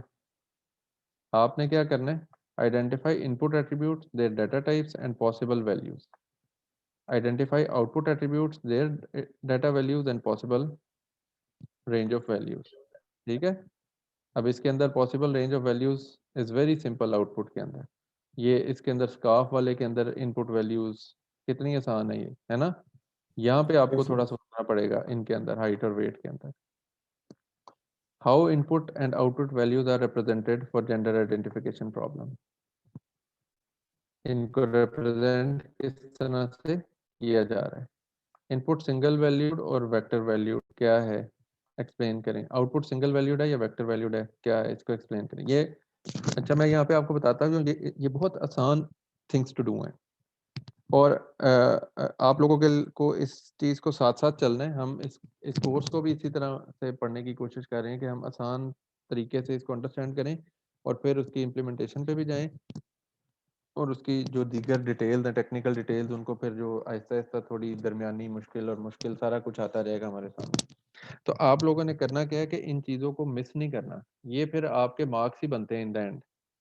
आपके यही इन्हीं चीज़ों ने आपके कल को मार्क्स बनना है। तो अनफॉर्चुनेटली बच्चे काम करते नहीं हैं और फिर एंड पे आप लोगों को प्रॉब्लम होता है कि सर मेरे 2 मार्क्स 3 मार्क्स, ये इस वक्त मुफ्त के मार्क्स ये मिल रहे हैं आप लोगों को, ये जो मार्क्स मैं दे रहा हूँ। Can we treat gender identification problem as a learning input output function. तो इसको एक्सप्लेन करिए अपनी अंडरस्टैंडिंग ऊपर की स्लाइड्स की मदद से। एवरीथिंग इज अप देयर, उसको देख के उसी के मुताबिक आपने फिगर आउट करना। ये आपने आइरिस डाटा सेट गेट करना है, ठीक है, इस यूआरएल पे पड़ा हुआ है। इसके अंदर आइरिस के sepal length, petal length, sepal width और पेटल विड्थ ये दी हुई, ये डाटा सेट आप देखेंगे और उसके कॉरेस्पॉन्डिंग फिर आपने यही वाले सवालों के जवाब देने। उसके अंदर 4 एट्रीब्यूट्स आपको मिलेंगे आइरिस डाटा सेट के अंदर। सेपल का लेंथ, सेपल की वेट, जो फूल के होता है ना, फूल से पहले एक डंडी सी लगी होती है उसको सेपल कहते हैं, और पेटल जो होती है वो फूल की पत्ती होती है। तो इन दोनों की लेंथ और विड्थ दी हुई है, और उसके बाद टाइप्स ये डिफरेंट आइरिस की टाइप्स हैं, तो वो उनके 3 टाइप्स के ऊपर उसे मैप किया हुआ है लेंथ और विड्थ की बेस पे। तो उसको आपने फिगर आउट करके उसके बारे में लिखना है कि यही सारे सवालों के जवाब। एक तो हमारा ऊपर वाला प्रॉब्लम था जो हमने क्लास में डिस्कस कर लिए, दूसरा ये, और उसके अलावा आपने ये करना, इसी डाटा सेट्स की वेबसाइट पे जाना है और उसमें से कोई से 2 और डाटा सेट्स सेलेक्ट करने हैं और फिर उनके कॉरेस्पॉन्डिंग इन सवालों के जवाब देने हैं कि उसके अगर वो बहुत बड़े बड़े डाटा सेट्स हों तो फिर उसके कोई 10-20 इंस्टेंसेस ले लीजिएगा, पहली 10-20 रोज। इनपुट एट्रीब्यूट्स एक के हैं, वेदर डाटा वाला है टाइप्स वो के हैं। छोटा ही है सर। हाँ, तो कोई भी डाटा टाइप्स डाटा सेट्स ले लें। इस तरह आपकी ये इन वेबसाइट से दोस्ती भी हो जाएगी और डाटा सेट्स की अंडरस्टैंडिंग भी होनी शुरू हो जाएगी आपको कि हमारी इनपुट होती क्या है मशीन लर्निंग के प्रॉब्लम्स। ठीक है जी सर। सर हमने यूज किए हुए हैं सर, करवाए थे सर ताहि सर ने। हाँ बिल्कुल ठीक है, वो आपको वो माइनिंग के पॉइंट ऑफ व्यू से आपने सोचे थे। Yes sir. तो अभी हम इसको मशीन लर्निंग का जो कॉन्टेक्स्ट है उसमें हम देखें। अच्छा, अब ये बड़ी मज़ेदार बात आ गई है, और ये एक पूरी, जिसे हम कहते हैं ना कि एक पाइपलाइन, मशीन लर्निंग की आप समझ लेंगे पाइपलाइन के steps to build efficient machine learning models. वो जो हाइपोथेसिस हम कह रहे हैं, या हम कह रहे हैं कि ये एंड पे एक ऐसा मॉडल बन जाए, एक ऐसा फंक्शन बन जाए जो सही आउटपुट देने के काबिल हो, वो बनाने के लिए इनपुट हमें समझ आ गई कि इनपुट हमारी कैसी होनी है, आउटपुट के बारे में भी हमें पता लग गया कि आउटपुट कैसी होनी है, डाटा की रिप्रेजेंटेशन। तो उस अब हमने क्या स्टेप्स ओवरऑल अडॉप्ट करने हैं कि हम इनपुट से आउटपुट की तरफ चले जाएं। तो ये इसको हम क्या कहेंगे, स्टेप्स टू बिल्ड, या पूरी एक पाइपलाइन जो हमने बनानी है कि स्टार्ट पाइप कहाँ से स्टार्ट होगी, फिर क्या होगा, फिर क्या होगा, जिससे कि हम एक एफिशिएंट मॉडल बना पाएं। So machine learning is data understanding and pre-processing 40 to 50% और predictive analysis 50 to 60%।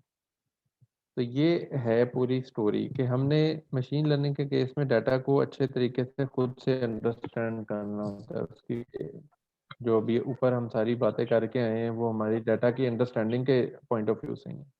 एट्रीब्यूट्स कितने हैं, कौन कौन से हैं, उनकी पॉसिबल वैल्यूज क्या क्या हो सकती हैं, उनकी रिप्रेजेंटेशन हमने क्या की है, डाटा टाइप्स क्या क्या है, वेक्टर फॉर्म में है, सिंगल एट्रीब्यूट है, और इसी तरह आउटपुट में क्या पॉसिबल वेरिएशंस एग्जिस्ट कर रही हैं, और उसकी डाटा टाइप क्या है और उसकी पॉसिबल वैल्यूज क्या है। So building a strong and accurate understanding of the data is premier and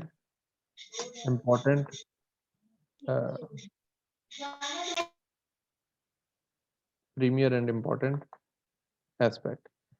second thing is कि फिर हम जब उसे अंडरस्टैंड करते हैं तो फिर हम we tend to pre process the data, ताकि वो डाटा हमारे जो सिस्टम है उसको और ज़्यादा फैसिलिटेट करे कि वो अच्छा आंसर निकाल सके। जिस तरह की एक बात है कि अगर न्यूमेरिक फॉर्म में लिखा हो ना कोई चीज़, तो कंप्यूटर सिस्टम उसको ज़्यादा तेज़ी से भी प्रोसेस कर सकता है और उससे ज़्यादा मीनिंगफुल चीज़ें भी निकाल सकता है। जिस तरह ऑर्डिनल चीज़ों की हम बात करते हैं कि फर्स्ट सेकंड थर्ड, हाइट ज़्यादा है कम है, और उसके अंदर वो डिस्क्रीट इंटरवल्स या जो कॉन्टिन्यूस वेरिएबल्स हैं उनके डिफरेंट वैल्यूज़ जो हैं वो हमें ज़्यादा बेहतर तरीके से फैसिलिटेट कर सकते हैं। अगर हम उसको कैटेगोरिकल फॉर्म में लिखें, फॉर एग्जांपल हाइट को हम लिखें हाई, मीडियम और लो, तो ये एक रिप्रेजेंटेशन है। और एक ये है कि हाइट के अंदर हमने देखा था एक जगह लिखा हुआ था, पूरी हाइट लिखी हुई थी कि कितने से सेंटीमीटर लेंथ है एक बंदे की या हाइट है। तो वो हाइट जो है वो फॉर दैट मैटर, या वेट उसका कितने किलोग्राम्स है, ये सारी की सारी चीज़ें जो है ये जब नंबर्स में लिखी होती हैं तो वो ज़्यादा एक्सप्रेसिव हो जाती हैं। तो ये हमने खुद फैसला करना होता है कि हमारी इनपुट जो है वो किस नोयत की होनी चाहिए, और उसको फिर हम जो इनपुट होती भी है फर्दर उसको फिर हम रिफाइन कैसे करते हैं मशीन के हवाले से अंडरस्टैंडेबल बनाने के कॉन्टेक्स्ट में। और फिर तीसरी चीज़ आ गई represent and transform data into a format which machine algorithms can understand. तो ये 3 स्टेप्स आ गए। उसके बाद step number 4 is to build efficient machine learning model. तो identify what machine learning algorithms will be most suitable for your data. ये फिर अगर इस वक्त मैं सिर्फ नामों के ऊपर इत्तफा करता हूँ और आपको सिर्फ उन्हीं के नाम लेके बता देता हूँ। फॉर एग्जांपल आप कहते हैं नाइव बेजियन यूज़ करना है, सपोर्ट वेक्टर मशीन यूज़ करनी है, या के नियरेस्ट नेबर्स को इस्तेमाल करना है, या फॉर दैट मैटर कोई और क्लासीफायर आपने इस्तेमाल करना है। तो ये इनमें से आपके डाटा के हवाले से कौन सा जो मशीन लर्निंग का एल्गोरिदम है वो ज़्यादा बेहतर रहेगा। इसके अब कुछ तरीके हैं। इसका एक तरीका तो ये है कि जिस नोयत का प्रॉब्लम आप सॉल्व कर रहे हैं उसको लोगों ने जब सॉल्व किया है तो उससे मिलते जुलते प्रॉब्लम्स आप फिगर आउट करें और देखें कि किन एल्गोरिदम्स ने उन पे बेहतर परफॉर्म किया हुआ। तो आप उन्हीं एल्गोरिदम्स को फिर कंसिडर कर लेते हैं। तो बजाय इसके कि अगर आपके पास 50 एल्गोरिदम्स हैं अवेलेबल मशीन लर्निंग के, तो आप 50 के 50 को चला के देखें और कहें कि कौन सा बेहतर काम कर रहा है और कौन सा नहीं। तो हम अपने प्रॉब्लम के नोयत के मुताबिक लोगों ने जो पहले उसी नोयत के प्रॉब्लम्स के लिए जो डाटा जो मशीन लर्निंग एल्गोरिदम्स इस्तेमाल किए उनको शॉर्टलिस्ट कर लेते हैं और फिर उन्हीं को अप्लाई करते हैं और उनमें से देखते हैं कौन सा बेहतर काम कर। और फिर train test selected machine learning algorithm on data। जो भी डाटा हमारे पास अवेलेबल है हमने जो से 5 एल्गोरिदम सेलेक्ट कर लिए कि इन 5 को लोगों ने वाइडली इस्तेमाल किया है इस नोयत के प्रॉब्लम्स में। तो उन्हीं 5 को फिर हम ट्रेन और टेस्ट करके देखेंगे और फिर उसके जो रिजल्ट होंगे उनका एक एम्पिरिकल कंपैरिजन हमारे पास आ जाएगा। हमें पता लग जाएगा कि निस्बतन बेहतर कौन सा काम कर रहा है। तो वो जो एक बेहतर काम कर रहा होगा उनमें सबसे बेहतर उसको फिर हम ऑन बोर्ड कर लेंगे। So the first thing is data understanding. इसका एक तरीका क्या है कि आप मैनुअली देखें, ठीक है, अपने चिन पे हाथ रख लें और कहें अच्छा अच्छा अच्छा तो ये डाटा है, और उसको आप मैनुअली सारे के सारे डाटा को देखने की कोशिश करें। पता लगे डाटा के अंदर जो रोज हैं वो हैं 15 लाख। 15 लाख रोज को देखना मैनुअली वो तो बड़ा मुश्किल हो जाएगा, या नंबर ऑफ एट्रीब्यूट्स बहुत ज़्यादा हैं। नंबर ऑफ एट्रीब्यूट्स जो हैं वो हैं आपके 300। तो 300 एट्रीब्यूट्स को मैनुअली इंस्पेक्ट करना और उनकी डाटा टाइप्स और उनकी जो सारी चीज़ें हैं वो मैनुअली देखना वो बड़ा मुश्किल हो जाए। और दूसरा फिर है ऑटोमेटिक इंस्पेक्शन। बात वही जो हमने पिछली क्लास में भी की थी कि मशीन की जो डाटा की प्रोसेसिंग की स्पीड और एक्यूरेसी के साथ जो ये वाली कैपेबिलिटी है, जो कैपेसिटी है, उसको आप करें इस्तेमाल, और ऑटोमेटिक एनालिसिस की तरफ जाना जो है वो ज़्यादा यूज़फुल है। सो यही बात आगे आपको नज़र भी आ रही है कि in the case of manual inspection we open a file containing the data, manual analyse and record the observations. तो बहुत ज़्यादा स्ट्रॉन्ग अंडरस्टैंडिंग उसके लिए चाहिए और वक्त भी बहुत ज़्यादा चाहिए। तो ये उसी सूरत में सही है जब थोड़ा सा डाटा हो आपके पास, कम एट्रीब्यूट्स हों, तो आसान हो जाता है कि मैनुअल इंस्पेक्शन आप कर सकते। सो ऑटोमेटिक एनालिसिस थोड़े डाटा के लिए हम मशीन लर्निंग यूज नहीं करते, तब तो ज्यादा डाटा के लिए यूज करते हैं। नहीं, नंबर ऑफ एट्रीब्यूट्स अगर कम हो तो भी हम इस्तेमाल कर सकते हैं मैनुअल इंस्पेक्शन। वो नंबर ऑफ रोज बेशक ज़्यादा हो जाए, लेकिन अगर नंबर ऑफ एट्रीब्यूट्स कम है तो देयर इज़ अ पॉसिबिलिटी कि आप मतलब ऑब्वियसली उसको भी आप हाइब्रिड टाइप चीज़ ही करेंगे, लेकिन still manual inspection make sense. और टू एन एक्सटेंट हमें इनिशियली तो देखना पड़ता ही है ना। द सेकंड थिंग इज हम इवन जब ये हम ऑटोमेटिक एनालिसिस भी कर रहे हैं, अब आप इसमें देखें तो we use statistical analysis tools, है ना। तो वो भी हम वी मतलब हमें देखना तो पड़ता ही है ना डाटा को, और उसका कुछ सेंस बनाना पड़ता है, और फिर देन वी से कि ओके इस एट्रीब्यूट के ऊपर ये वाला टूल अप्लाई करो, इसके ऊपर ये करो, या उसके विजुअलाइजेशन के पॉइंट ऑफ व्यू से अगर हमने देखना है कि डाटा की डिस्ट्रीब्यूशन किस नोयत की है, उसको कलर के हवाले से डिफ्रेंशिएट करना और सारा कुछ करना, तो we have to have some understanding. और इस तरह की चीज़ों को करके, टूल्स को यूज़ करके हम क्या कर रहे होते हैं, डाटा को बेहतर तरीके से अंडरस्टैंड कर रहे होते हैं। सर टाइम हो गया सर, नेक्स्ट क्लास है सर 12:30 पे। अभी है 10-15 minute. So what we do is most of the time हम ऑटोमेटिक एनालिसिस करते हैं। So you can apply automatic data analysis tools to record observation, carry out automatic analysis. इसको करने के लिए हमें डोमेन की अंडरस्टैंडिंग बड़ी वाज़ेह होनी चाहिए कि किस नोयत का डाटा हमारे पास है और उसमें कौन सा एट्रीब्यूट क्या रिप्रेजेंट कर रहा है। Strong basic understanding of automatic data analysis tools जो हम यूज़ कर रहे हैं, जिस तरह अगर आप विजुअलाइजेशन का कोई टूल यूज़ कर रहे हैं या स्टैटिस्टिक्स का कोई टूल यूज़ कर रहे हैं, आपने स्टैंडर्ड डिविएशन निकालनी है, आपने उसकी फॉर एग्जांपल कोई मीन आइडेंटिफाई करना है, वेरिएंस आइडेंटिफाई करनी है, कोरिलेशन निकालना है कोई दो एट्रीब्यूट्स का, तो ये सारे के लिए आपको फिर टूल्स के ऊपर ग्रिप होनी चाहिए। तो ह्यूज अमाउंट ऑफ डाटा जब भी आपके पास हो, तो उस केस में आपको बेहतर क्या है कि आप ऑटोमेटिक डाटा तरीके से डाटा की अंडरस्टैंडिंग करें। सो द क्वेश्चन इज करें क्या, तो perform both manual and automatic. तो this is what I just said कि ऐसा नहीं हो सकता कि हम सिर्फ मैनुअल करें और ऐसा भी नहीं हो सकता कि हम सिर्फ ऑटोमेटिक करें। तो in principle we have to do both at the same time for more or less each and every problem.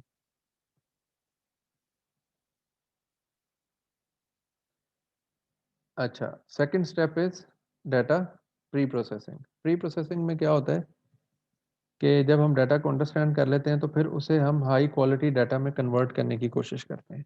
तो ये जो चीज़ है ये हमारे पास प्री प्रोसेसिंग में आ जाती है। प्री प्रोसेसिंग में क्या क्या चीज़ें हो सकती हैं? Data cleaning is the first step. इसके अंदर क्या क्या चीज़ें हो रही हैं? इनकम्प्लीट, इनकरेक्ट, इनएक्यूरेट या इररेलेवेंट डाटा को हमने आइडेंटिफाई करना है और फिर उसके करेक्टिव मेजर्स लेंगे। तो अगर कोई चीज़ इनकम्प्लीट है तो उसे कंप्लीट करना है, कोई चीज़ इनकरेक्ट है, जिस तरह के अभी हमने वो टाइपिंग मिस्टेक हो गई, अभी हम देख रहे थे A2C-B वटेवर, उसके अंदर एक हमारे स्टूडेंट ने आइडेंटिफाई किया कि भाई ये गलत लिखा हुआ है, तो उसको करेक्ट करना।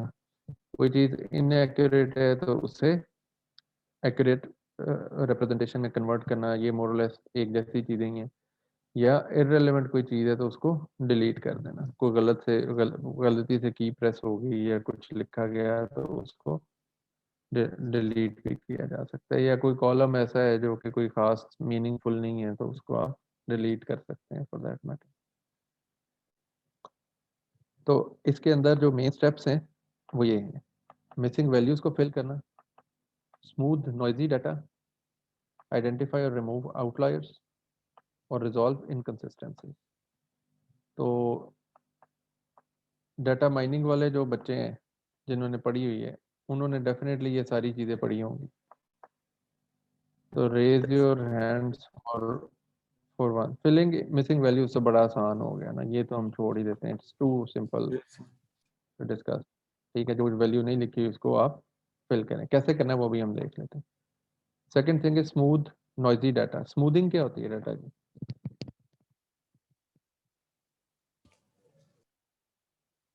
स्मूथिंग सर नॉइस डाटा होता है जो मैं मतलब एक्चुअल डाटा को समझने में प्रॉब्लम्स कर रहा हूँ, उसको डाटा का मतलब कि हम अंडरस्टैंडिंग में प्रॉब्लम्स आ रही हो तो मतलब कि जो उसके साथ मतलब कि मैच ना कर रहा हो सर ओरिजिनल डाटा के साथ, थोड़ा सा उसके अंदर एम्बिग्यूटी हो। जो उस कॉन्टेक्स्ट में वियर्ड है डाटा, जो उस कॉन्टेक्स्ट में डाटा वियर्ड लगे। कोई एग्जांपल उसकी? वो इंसानों की जगह जानवर बताना शुरू कर दे, तब ह्यूमन कंपैरिजन हो रहा है कहीं। और आउटलायर्स क्या चीज़ होता है? आउटलायर्स सर जो ओरिजिनल डाटा से काफी दूर हो, जैसे आपने एक एग्जांपल दी थी कि 260 हो जाए या 90 हो, 150 हो जाए, तो काफी दूर हो जाए डाटा से। समटाइम्स वो ओरिजिनल डाटा ही होता है, समटाइम्स क्या होता है, यस सर ओरिजिनल होता है, लेकिन वो होता तो ओरिजिनल ओरिजिनल से ही काफी डाटा है, दूर होता है। जिसको कहते हैं ना एक्सेप्शंस। एक्सेप्शन, जिस तरह एक बंदा है वो 10 फुट का है, वैसे तो कोई बंदा भी नहीं है, यस सर। लेकिन अगर कोई 10 फुट का बंदा हो तो फिर वो एक आउटलायर ही होगा हाइट के कॉन्टेक्स्ट में, और 500 किलो का बंदा भी जो है वो आउटलायर ही होगा आउटलायर से height के कॉन्टेक्स्ट में। तो ये लोअर साइड पे भी हो सकता है, अपर साइड जैसे हम कहें कि जी ये बंदा है, ये 1.5 फुट का है बंदा, तो वो कोई इतना छोटा कद किसी का भी अमूमन नहीं होता, तो वो आउटलायर्स में कंसिडर होता है। इनकंसिस्टेंसी क्या चीज होती है?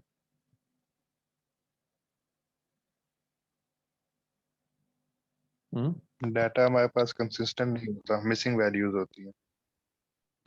इनकंसिस्टेंसी का ये मतलब हो सकता है कि एक एक ही गार्बेज चीज को वैल्यूज है। एक जगह कुछ और इंटरप्रेट किया जा रहा है और उसी ही चीज को दूसरी जगह कुछ और इंटरप्रेट किया जा रहा है। फॉर एग्जांपल आप कहते हैं कि 89 मार्क्स पे ए माइनस आ रहा है और 89 मार्क्स पे ही ए भी आ रहा है, तो ये इनकंसिस्टेंसी कि उसी वैल्यू पे कभी कुछ सिस्टम कह रहा है और कभी कुछ कह रहा है। तो तो डाटा अगर रिडंडेंसी ऐसा क्या कुछ होती है?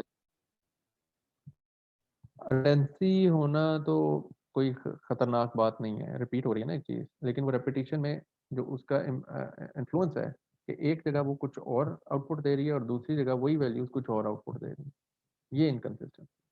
रिपीट होना कोई खतरनाक बात नहीं है, लेकिन रिपीट होने के साथ आउटपुट एट्रीब्यूट फर्क होना दोनों रेपिटेशंस पे, ये इनकंसिस्टेंट।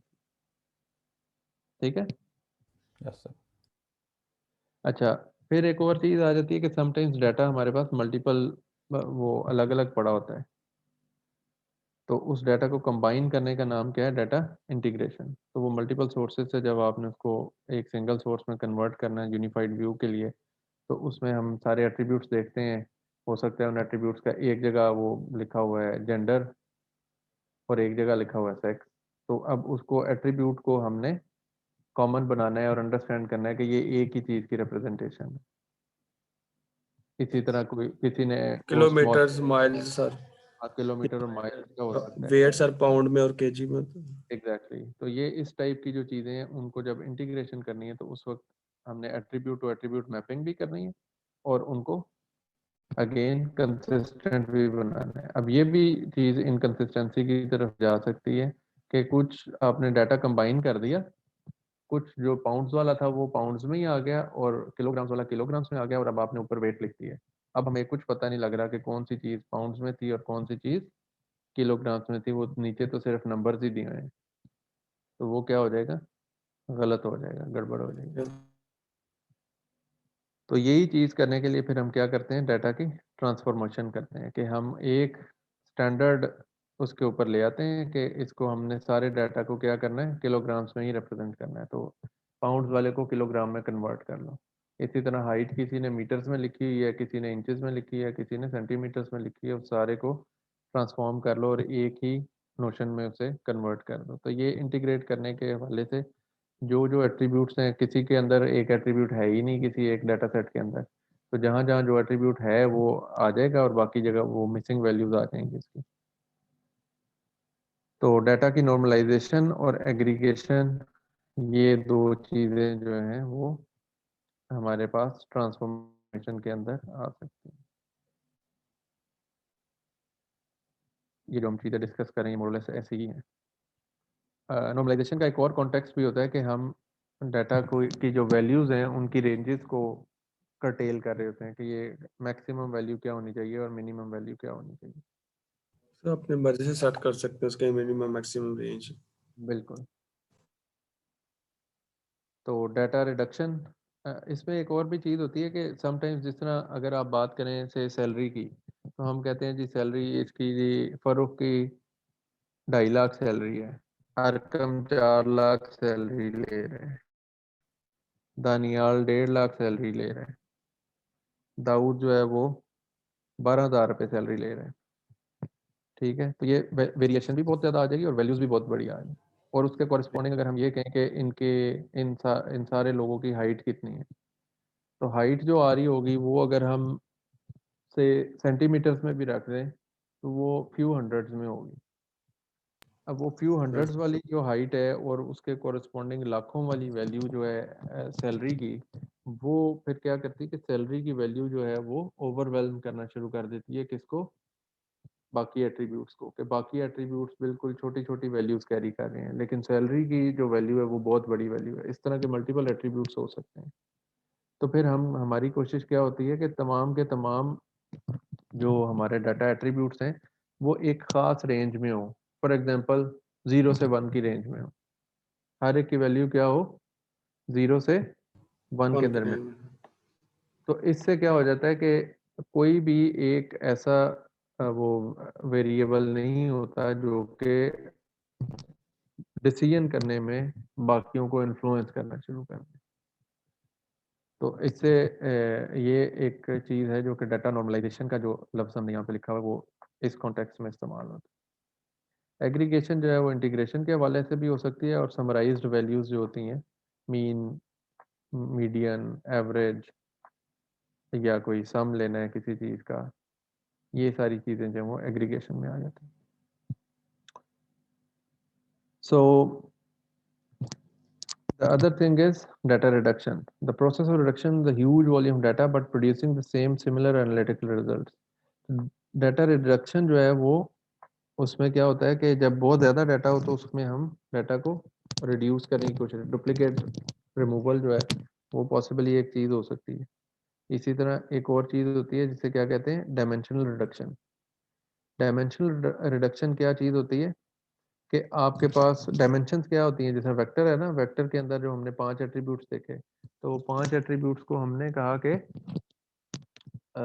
इन 5 में से 5 के 5 ही अगर इंक्लूड करने हैं तो सारे शामिल कर लें। अगर कोई एक ऐसा एट्रीब्यूट है, फॉर एग्जांपल कंट्री लिखा हुआ है, कंट्री में सारों में पाकिस्तान ही लिखा हुआ है, क्या लिखा हुआ है, पाकिस्तान। पाकिस्तान, सबका कंट्री क्या है जी, पाकिस्तान। तो अब वो डिसीजन करने में कितना मददगार साबित होगा, आप लोग बताएं। उड़ा ही दें बेचारे डाटा को। यस,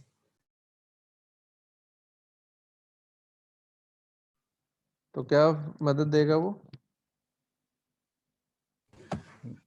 कोई मदद नहीं प्रॉपर्टीज है बहुत कम है। तो उसका उसका ये होगा कि वो तो बिल्कुल ही यूजलेस एट्रीब्यूट होगा कि वो सबका ही कंट्री पाकिस्तान है, तो वो डिसीजन मेकिंग में कोई मदद नहीं करेगा, क्योंकि उस वो हमारे पास ऐसे एट्रीब्यूट्स, अच्छे एट्रीब्यूट्स कंसिडर होते हैं जो डिस्क्रिमिनेट करें।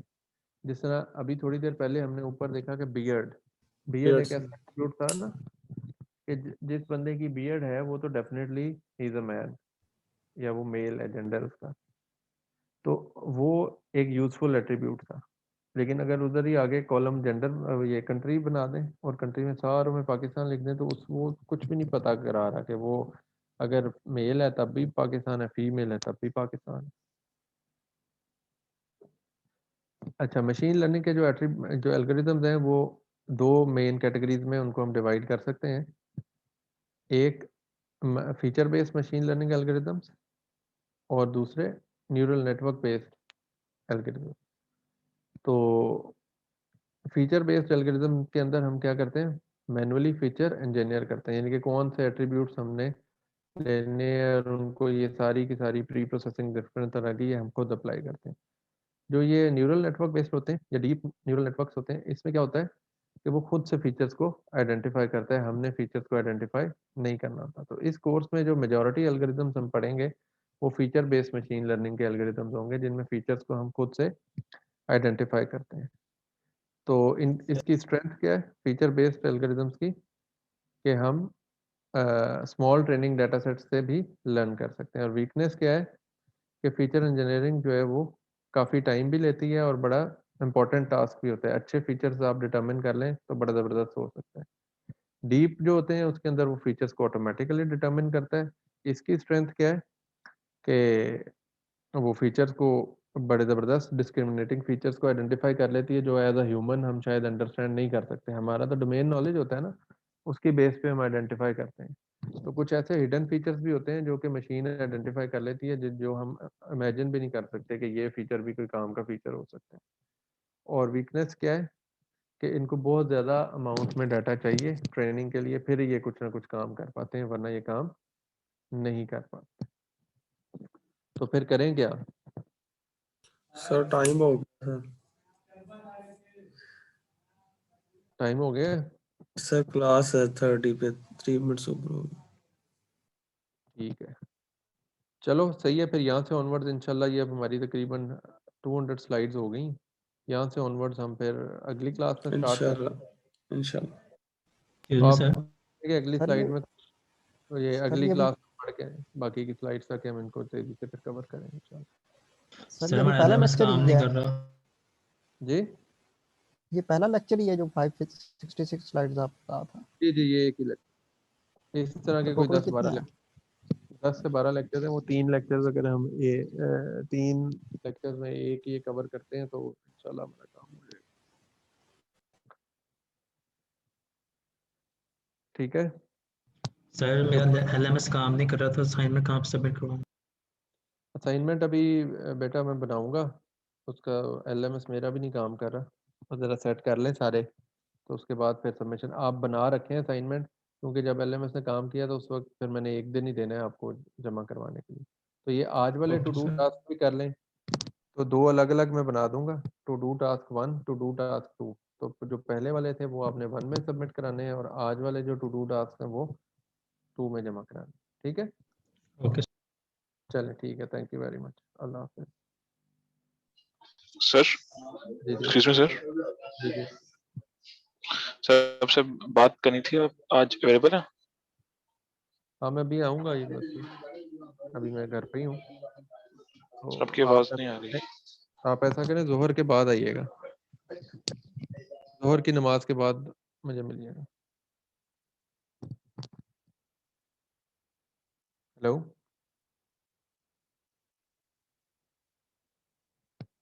हेलो, यस सर, आ रही आवाज। मैं कह रहा हूँ जोहर की नमाज के बाद आप मुझे मिल लीजिएगा, नहीं तो मेरे नंबर पे कॉल भी कर सकते हैं आप।